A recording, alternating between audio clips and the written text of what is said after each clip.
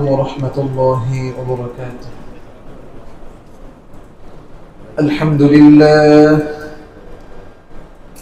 لله نحمده ونستعينه ونستغفره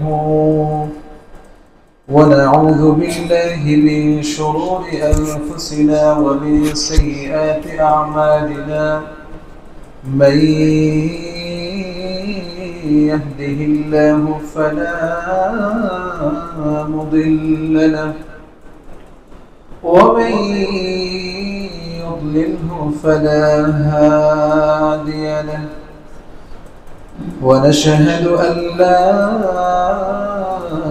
إله إلا الله وحده لا شريك له، الذي أرسله بالحق بشيرا ونذيرا وداعيا إلى الله بإذنه وسراجا وقمرا منيرا.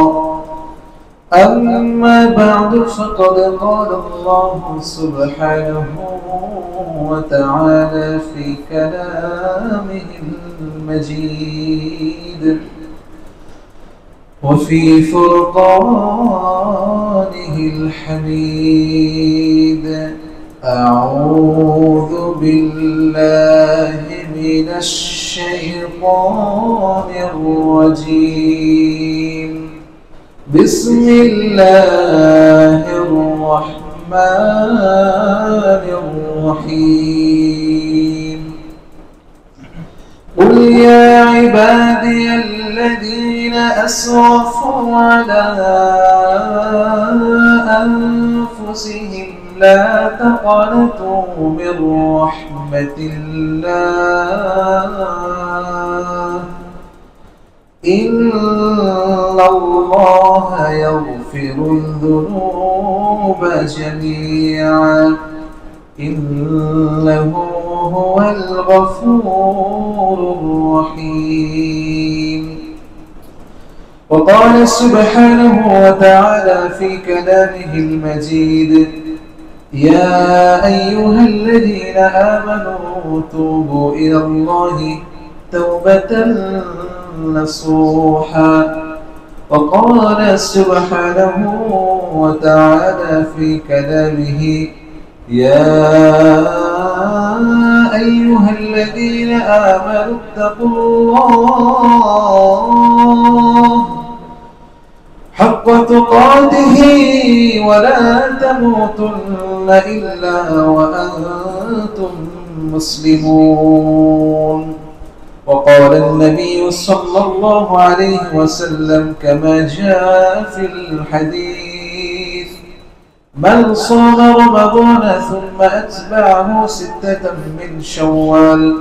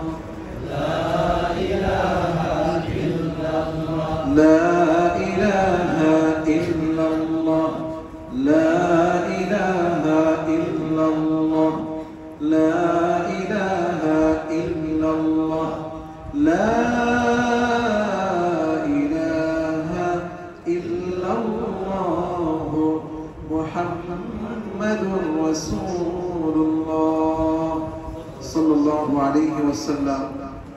মহান রব্বুল আলামিনের নিকট অসংখ্য শুকরিয়া যে আল্লাহ পাক রব্বুল আলামিন আমাদেরকে দয়া করে মায়া করে ভালোবেসে একজন মুসলমান বান্দা হিসাবে কবুল করে ইসলামের এই সুমহান নিয়ামতের বাণী আমাদের কাছে দিয়ে আজকে রমাদানের শেষ জুমা, সাইয়্যিদুল আইয়াম, সাইয়্যিদুল মাকাম, সর্বোৎকৃষ্ট দিন, সর্বোৎকৃষ্ট স্থান আল্লাহর ঘরে জুমার নামাজ আদায় করার জন্য আগে ভাগে আসার বসার তৌফিক, যোগ্যতা, সুস্থতা, পরিবেশ দান করেছেন।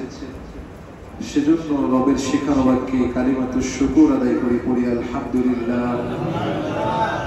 ওজুদ লক্ষ কোটি ধারায় দরুদ বর্ষিত হোক আপনার আমার প্রিয় নবী জনাবে মুহাম্মদ মুস্তাফা মুজতবা আকে নন্দর তাজদারে মদিনা সাইয়্যিদুল মুরসালিন খাতামুন নবীন ইমামুল মুরসালিন মুহাম্মদ আরবি সাল্লাল্লাহু আলাইহি ওয়াসাল্লামের উপর যাকে আল্লাহ পাক রব্বুল আলামিন সত্যের বিকাশে অসত্যের বিনাশে মানবতার মুক্তি দূত হিসেবে প্রেরণ করেছেন। সম্মানিত মুসলিম کرام, আমরা সকলেই অবগত আছি যে মাহে রমজান একটি একটি করে রমাদান পার হতে হতে আমাদের আজকে আমরা বিদায় লগ্নে একবারে সাইয়্যিদুল জুমা মাহে রমাদানের জুমাতুল বিদায় উপনীত হয়েছি। এজন্য আল্লাহর কাছে লাখো কোটি শুকরিয়া যে আল্লাহ পাক রব্বুল আলামিন আমাদেরকে ভালোবেসে হায়াতে তৈয়বা দিয়ে এই মাহে রমাদানটা শেষ করার একবারে শেষ লগ্নে আসার তৌফিক দিয়েছে। মাহে রমাদান আল্লাহ পাক রব্বুল আলামিনের পক্ষ থেকে বিশেষ উপহার ছিল আমাদের সকলের জন্য। আল্লাহ পাক রব্বুল আলামিন বান্দাদেরকে অতিরিক্ত ভালোবেসে এই সুযোগগুলো আমাদেরকে তিনি দিয়েছেন যাতে করে আমরা তার প্রিয় বান্দা হতে পারি, আমরা গুনাহগুলো কমিয়ে আমলের পাল্লাটা ভারী করতে পারি, কিভাবে সারা বছর গুনাহ থেকে বেঁচে বেশি আমল করা যায় সেই চেষ্টা আমরা করতে পারি। এর একটি প্র্যাকটিক্যাল প্র্যাকটিস আল্লাহ রাব্বুল আলামিন আমাদেরকে রমাদানে শিখিয়েছেন। যখন এই রমাদান আমাদের মাঝ থেকে বিদায় নিচ্ছে, হয়তো আর দুইটি রমাদান আমরা পাবো। রমাদান যখন বিদায় হয়ে যাচ্ছে আমাদেরকে কিছু উপহার, কিছু গিফট আমাদেরকে দিয়ে যাচ্ছে। এক নম্বর হচ্ছে সিয়াম রাখা, এই রোজা রাখার অভ্যাসটা তৈরি করে যাচ্ছে। মাহে রমাদানের এক মাসের রোজা হচ্ছে আল্লাহর পক্ষ থেকে ফরজ। প্রত্যেকটা প্রাপ্তবয়স্ক মানুষ এই মাহে রমাদানের রোজা রাখা তার জন্য অপরিহার্য, এটা আমাদের জন্য ফরজ করে দেওয়া হয়েছে।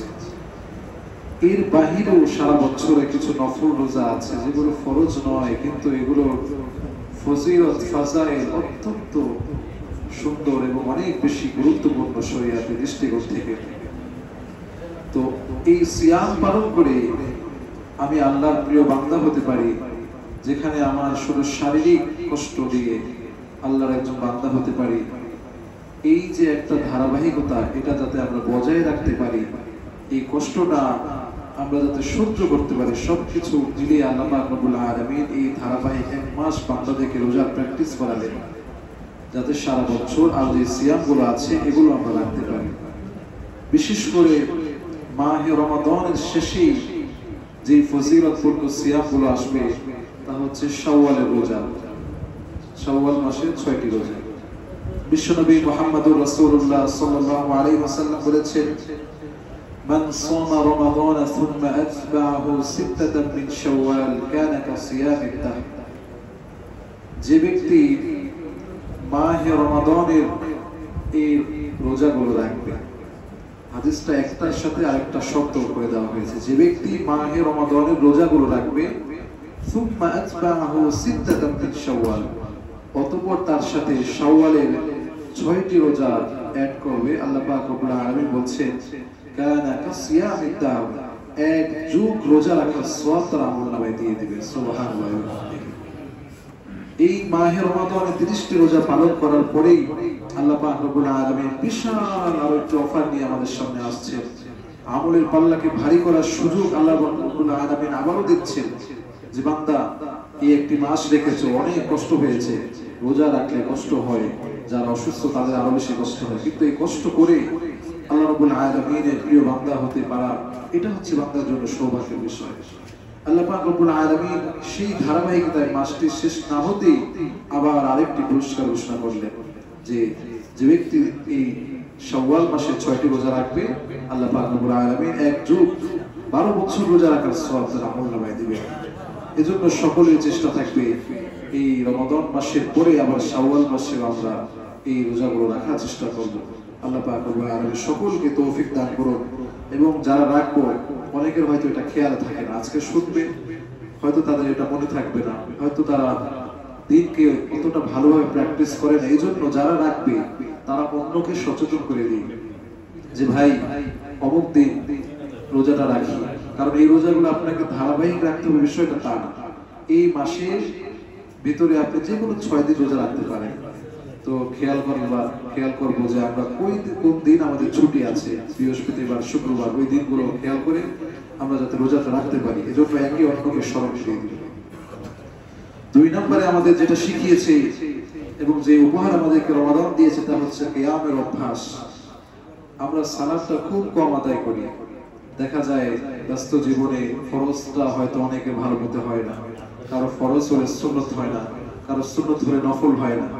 কিন্তু এই রমাদান মাসে আল্লাহ পাক রব্বুল আলামিন ফরজ নামাজ 5 ওয়াক্তের পরে আবার তারাবির সালাত 20 রাকাত নামাজ আল্লাহ পাক রব্বুল আদায় করালেন। এই যে একটা অভ্যাস, এটা দ্বারা বোঝাচ্ছে যে এটা আসলে চাইলে সম্ভব, যে অতিরিক্ত নামাজ পড়া এটা চাইলে সম্ভব। আল্লাহ পাক রব্বুল আলামিন সেই প্র্যাকটিস আমাদেরকে করিয়েছে। যদি এইটা আমাদের কন্টিনিউ না থাকে তাহলে বুঝতে হবে যে আমার পরিপূর্ণ প্র্যাকটিসটা হয়নি।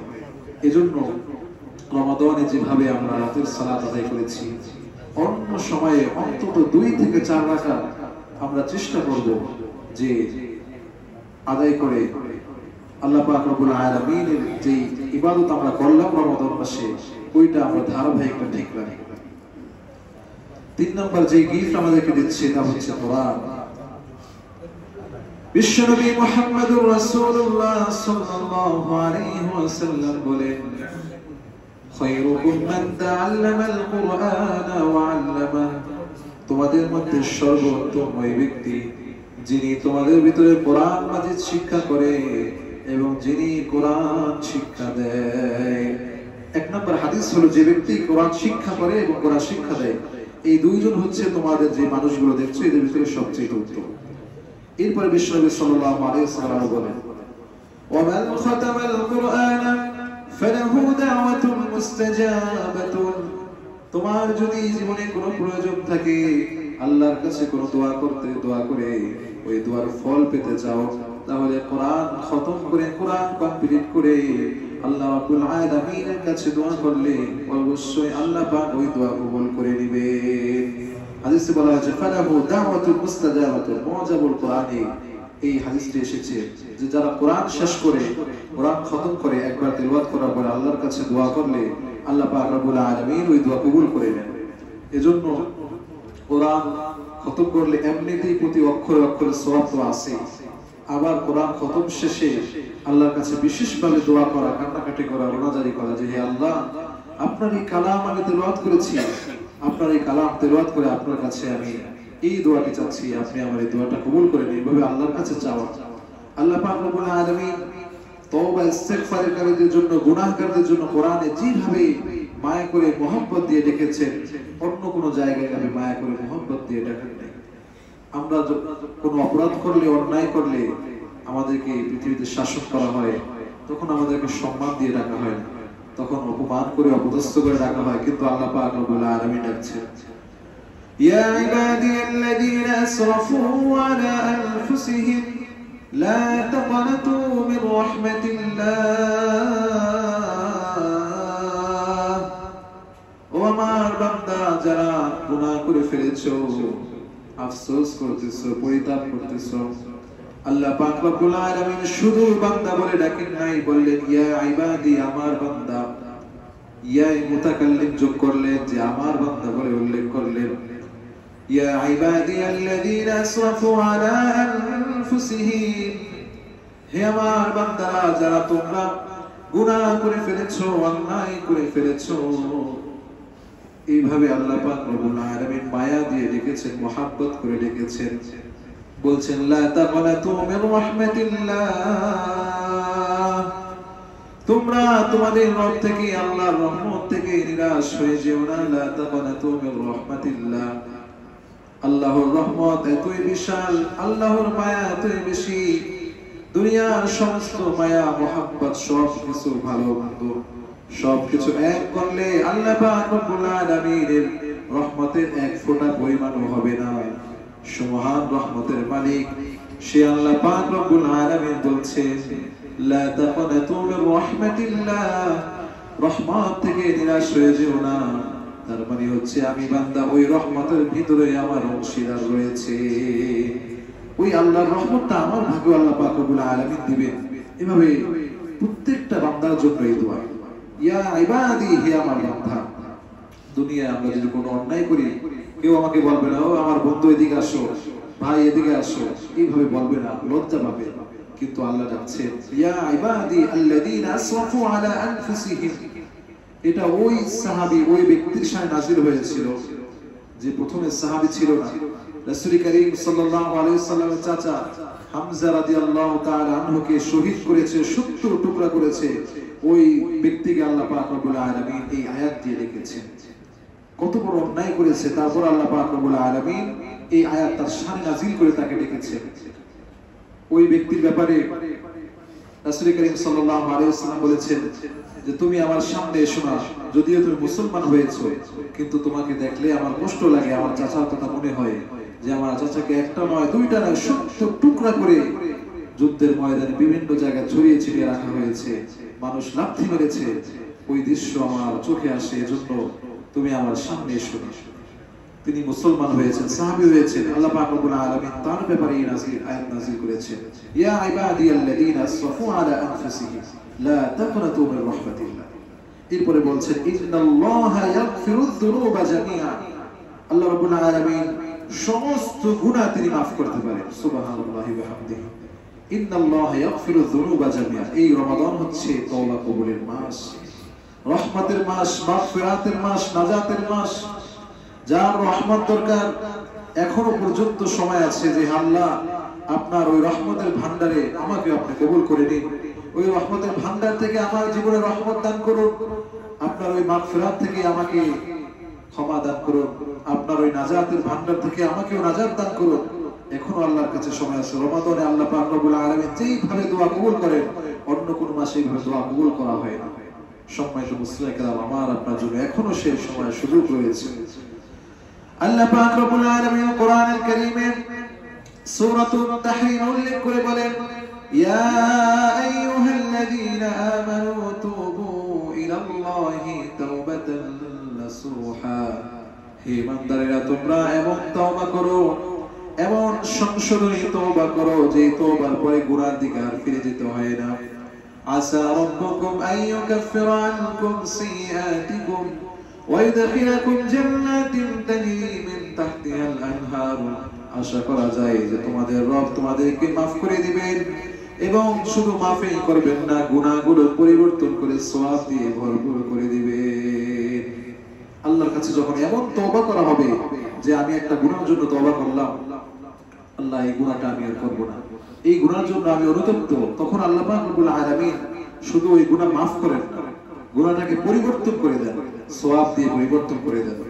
একদিকে সে তওবার জন্য সওয়াব পেয়েছে, অন্যদিকে যে গুনাহগুলো করেছিল ওই গুনাহগুলো সওয়াব দিয়ে পরিবর্তন করে দেওয়া হয়। সুবহানাল্লাহ। কোরআনে অন্য আয়াতে বলা হয়েছে ফাউলাইকা ইউবাদদিলুল্লাহু সাইয়্যাতিহিম হাসানাত, ওই সমস্ত ব্যক্তি যারা তওবা করে আল্লাহ পাক রব্বুল আলামিন বলছেন তাদের গুনাহগুলো তাদের অন্যায়গুলো সওয়াব দিয়ে পরিবর্তন করে দিবেন। কারণ আল্লাহ পাক রব্বুল আলামিন তো এমন ক্ষমতার মালিক, তিনি কারো কাছে জবাবদিহিতা করতে হয় না। আল্লাহুস সামাদ, তিনি একমাত্র একজন যিনি সমস্ত কিছু থেকে অমুখাপেক্ষী। দুনিয়ায় কোথাও বা পৃথিবীর কোন সৃষ্টি কোন মাখলুকাত এমন কোন জায়গা নেই যেখানে তাকে জবাব দিতে হয়। পৃথিবীতে যে কোনো জায়গা যে কোনো কাজ করতে গেলে যে কোনো কারো জবাবদিহিতা রয়েছে, যত বড় সুপার যত ক্ষমতার মালিক হোক না কেন। কিন্তু আল্লাহ পাক রব্বুল আলামিন তিনি সবার থেকে অমুখাপেক্ষী, আল্লাহুস সামাদ, এটাই হচ্ছে তার গুণ। এজন্য সম্মানিত মুসলিমরা, এখন পর্যন্ত আমাদের জন্য সময় আছে, আমরা তওবা ইস্তিগফার করে আমাদের গুনাহগুলো মাফ করে গুনাহগুলো সওয়াব দিয়ে পরিবর্তন করে নিই। কারণ যদি আমরা এটা না করতে পারি আমাদের জীবন ধ্বংস হয়ে যাবে। রাসূলুল্লাহ সাল্লাল্লাহু আলাইহি ওয়াসাল্লাম একবারে মাহে রমাদানের শেষ দিকে 3 বার যে মিম্বারে উঠেছিলেন, গত জুমায় বলেছিলাম, এর ভিতরে একটি ছিল তিনি আমিন বলেছিলেন যে ওই সমস্ত মানুষদের ধ্বংস কামনা করা হয়েছে যারা মাহে রমাদান পেয়ে নিজেদের গুনাহগুলো মাফ করাতে পারলো না।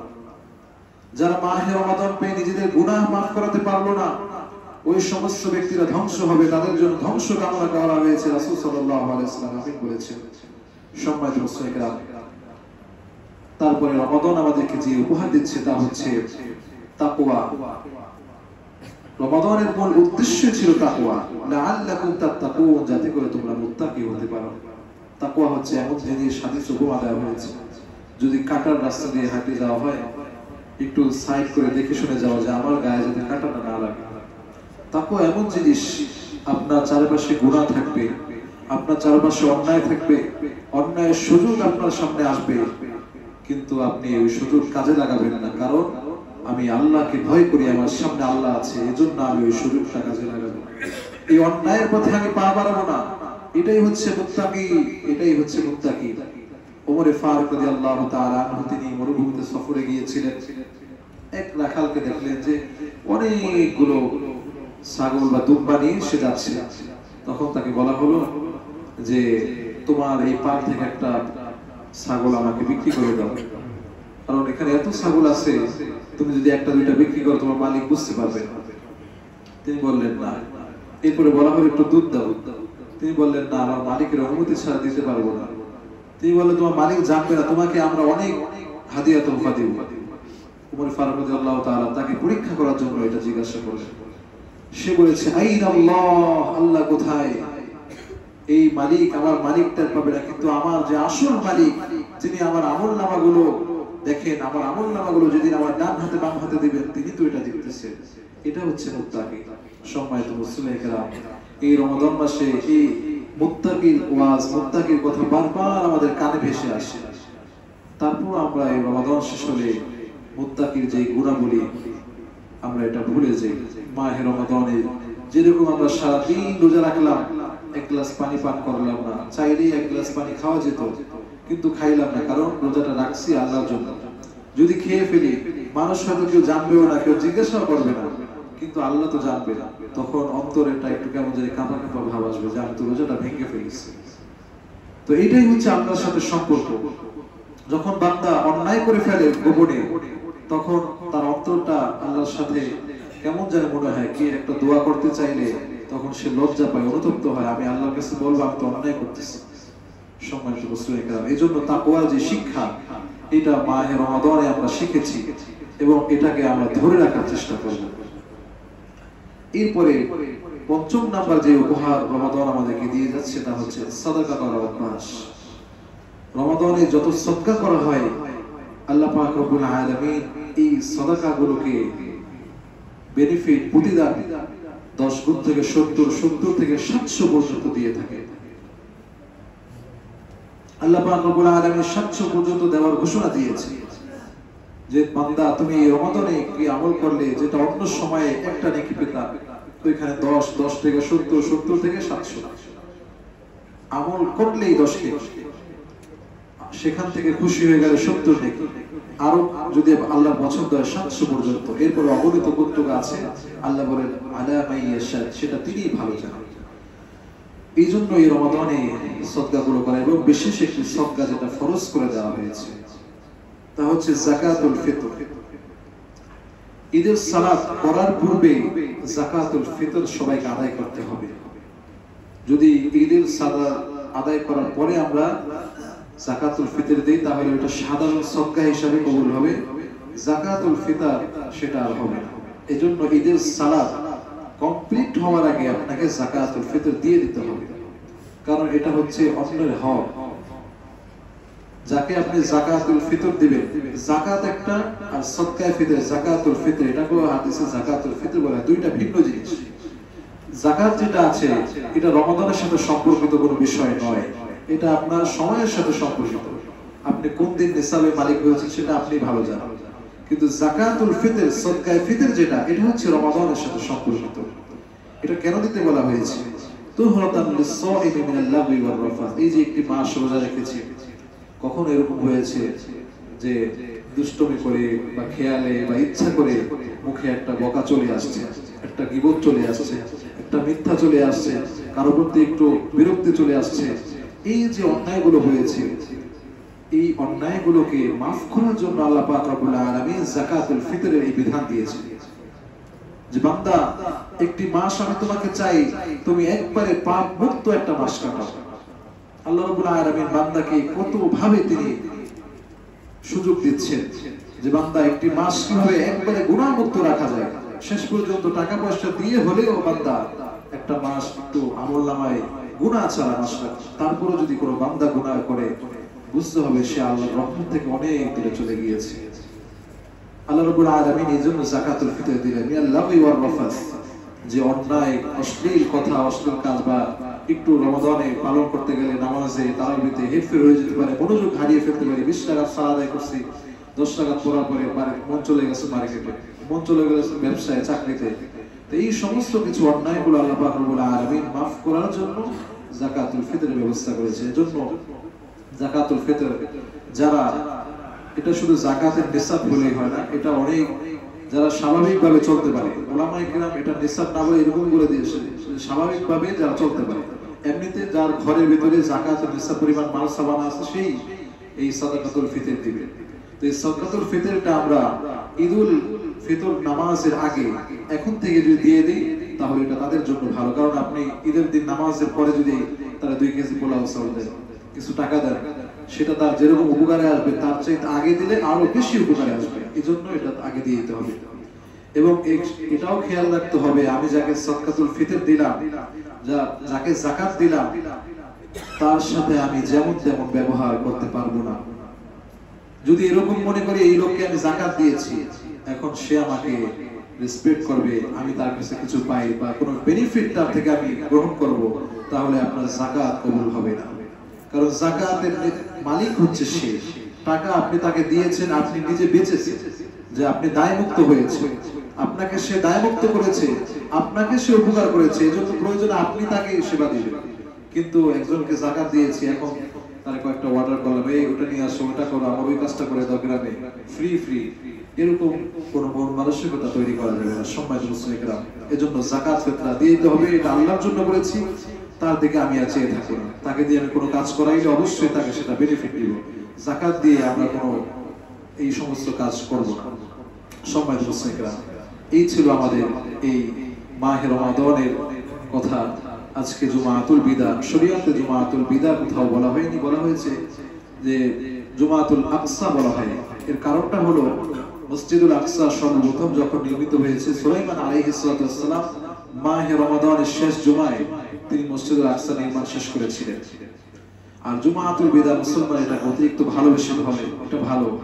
এমনিতে রমাদান গুরুত্বপূর্ণ মাস, তার দিকে বিদায়ী জুমা, শেষ জুমা, এটা আরো সুন্দর করে যাতে শেষ করতে পারি, সেজন্য মুসলমানরা এটাকে গুরুত্ব দিয়ে থাকে। সম্মানিত মুসলিমরা, ঈদের নামাজ সামনে আমাদের রয়েছে। ঈদের নামাজের সুন্নত সম্পর্কে বলে দিচ্ছি। এক নম্বর হচ্ছে ঈদের নামাজের ফজিলত যদি আমাকে অর্জন করতে হয়, ঈদগাহের ফজিলত যদি অর্জন করতে হয়, তাহলে আমাকে ওই ঈদের দিন ফজরের নামাজ জামাতে পড়তে হবে। এটা হচ্ছে এক নম্বর শর্ত। যদি আমি ঈদগাহের ফজিলত অর্জন করতে যাই, ঈদগাহের ফজিলত আমার যদি প্রয়োজন হয়, রাসূল সাল্লাল্লাহু আলাইহি ওয়াসাল্লাম হাদিসে এসেছে ঈদের নামাজের ফজিলতের এক নাম্বার শর্ত হচ্ছে ফজরের নামাজে জামাতের সহিত উপস্থিত থাকতে হবে। 2 নাম্বার, সকালবেলা মিসওয়াক করা। রাসূল সাল্লাল্লাহু আলাইহি ওয়াসাল্লাম মিসওয়াকের এত গুরুত্ব দিতেন, তিনি বাহির থেকে ঘরে আসলেই সর্বপ্রথম মিসওয়াক করতেন। যখন কোথাও যেতেন মিসওয়াক করতেন। জিবরাইল আমিন বুঝতে পারছে এখন আসবে, তিনি মিসওয়াক করতেন। মিসওয়াকের অত্যন্ত উপকার রয়েছে এবং ফজিলত রয়েছে। এজন্য ঈদের দিন সকালবেলা যত সম্ভব মিসওয়াক করা এবং সবাইকে গোসল করা, এটা সুন্নত গোসল। এই গোসল করলে আপনি সওয়াব পাবেন। 2 নাম্বার হচ্ছে শরীয়ত সম্মত সাজসজ্জা গ্রহণ করা। আমরা ঈদের সময় এমন কোনো পোশাক ক্রয় করবো না যেটা শরীয়তের বাহিরে। যেমন পুরুষের জন্য সিল্ক অথবা আপনার লাল ডোরা কাপড় নিষিদ্ধ করা হয়েছে। এইগুলো থেকে বিরত থাকা এবং নিজের পরিবারকে, মেয়ে, বোন, মা, বোন যারা রয়েছে অধীনস্থ কাউকে এমন কোনো পোশাক না দেওয়া যেটা শরীয়ত সম্মত নয়। যথাসম্ভব চেষ্টা করা হালাল ওয়েতে আমাকে চলা। এই জন্য এটার দিকে খেয়াল রাখা। এবং বিশেষ করে অনেকে মার্কেট থেকে নতুন পাঞ্জাবি নিয়ে নামাজ পড়তে চলে আসে, তাদের জন্য এটা বলে রাখা যে না, পাঞ্জাবিটা কিন্তু পবিত্র কিনা এই বিষয়ে আমাদের সন্দিহান থাকতে হবে। পাঞ্জাবিটা ধুয়ে তারপরে আয়রন করে পড়তে হবে। অনেকে এটা করে, মার্কেট থেকে নতুন নিয়ে এসে পড়া শুরু করে দেয়। কারণ এটা তাকে যে কেমিক্যাল গুলো তারা দিয়েছে এতে পাঞ্জাবির পবিত্রতা থাকে না, বা ওই আপনার জামাটার পবিত্রতা থাকে না, এজন্য এটাকে ধুয়ে নিতে হবে। উত্তম পোশাক পরতে বলা হয়েছে, নতুন পোশাক পরতে বলা হয়। বলা হয়েছে যে উত্তম পোশাক পরো, খুযু যিনাতাকুম ইনদা কুল্লি মাসজিদিন ওয়াকুলু ওয়াশরাবু ওয়া লা তুসরিফু। যে তোমরা যখন আল্লাহ রাব্বুল আলামিনের কোন নামাজে বা কোন সুন্দর মজলিসে যাও, সিজদার জন্য উদ্দেশ্যে যাও, তোমরা সুন্দর সাজসজ্জা গ্রহণ করো, উত্তম পোশাক গ্রহণ করো। কেউ নতুন কিনেছে কিনা সেটা মুখ্য বিষয় নয়। এবং এটা খেয়াল রাখা, ঈদের সময় অনেক সময় কেউ নতুনটা না পড়তে পারে, হয়তো বা তার প্রয়োজন নাই, অপ্রয়োজনীয় পোশাকের কোনো প্রয়োজন নেই। আমার ঘরে যদি ৫-১০টা পাঞ্জাবি কারো যদি নতুন থাকে, সে যদি নতুন জামা না কিনে, তাহলে কি তার ঈদ হবে না? অবশ্যই হবে। সে কি সওয়াব পাবে? অবশ্যই পাবে। কাউকে এরকম প্রশ্ন না করা, ভাই পাঞ্জাবিটা নতুন তো, এই সমস্ত কাজ থেকে বিরত থাকা। এবং জিজ্ঞাসা না করা যে কি কিনেছেন, কি কিনলেন। একবারে যদি ফ্রেন্ডলি না হয়, কাউকে কথা জিজ্ঞাসা করা ঠিক না। এই জন্য এগুলো থেকে বিরত থাকা। ঈদগাহে যাওয়ার আগে একটু মিষ্টি মুখ করা, এটা হচ্ছে ঈদুল ফিতরের সুন্নাত। ঈদুল আজহার আবার ভিন্ন। ঈদগাহে আসার আগে কিছু না খেয়ে আসার সুন্নাত, আর ঈদুল ফিতরে হালকা মিষ্টি মুখ করে আসা, এটা হচ্ছে সুন্নাত। তারপরে তাকবীর পড়তে পড়তে আসার সময় আল্লাহু আকবার, আল্লাহু আকবার, লা ইলাহা ইল্লাল্লাহ, আল্লাহু আকবার, আল্লাহু আকবার, ওয়া লিল্লাহিল হামদ। এই তাকবীর পড়তে পড়তে রাস্তা দিয়ে আসার সময় খেয়াল রাখা যে আমি কোন পাশ দিয়ে যাচ্ছি, যাওয়ার সময় অন্য পাশ দিয়ে যাও, তাহলে সওয়াবটা দ্বিগুণ হবে। বলা হয়েছে যত বেশি রাস্তা হেঁটে যাবে তত বেশি সওয়াব। এজন্য চেষ্টা করো এক পাশ দিয়ে আসলে আর পাশ দিয়ে যাওয়া। আর এই শেষ দিনগুলোতে রাসূল করিম সাল্লাল্লাহু আলাইহি ওয়াসাল্লাম আয়েশা রাদিয়াল্লাহু তাআলা জিজ্ঞাসা করেছেন, ইয়া রাসূলুল্লাহ, এই শেষ দিনগুলোতে আল্লাহর প্রিয় বান্দা হওয়ার জন্য আমি কোন দোয়াগুলো পাঠ করব? বলেছেন, আল্লাহুম্মা ইন্নাকা আফুউন কারীম তুহিব্বুল আফওয়া ফা'ফু আন্না। আল্লাহুম্মা ইন্নাকা আফুউন কারীম তুহিব্বুল আফওয়া ফা'ফু আন্না। এজন্য এই দোয়াটা মুখস্থ রাখবো। আল্লাহ পাক রব্বুল আলামিন আমাদের এই কথাগুলোকে আমল করে সবাইকে চলার তৌফিক দান করুন। ওয়া আখিরু দাওয়ানা আলহামদুলিল্লাহি রাব্বিল আলামিন।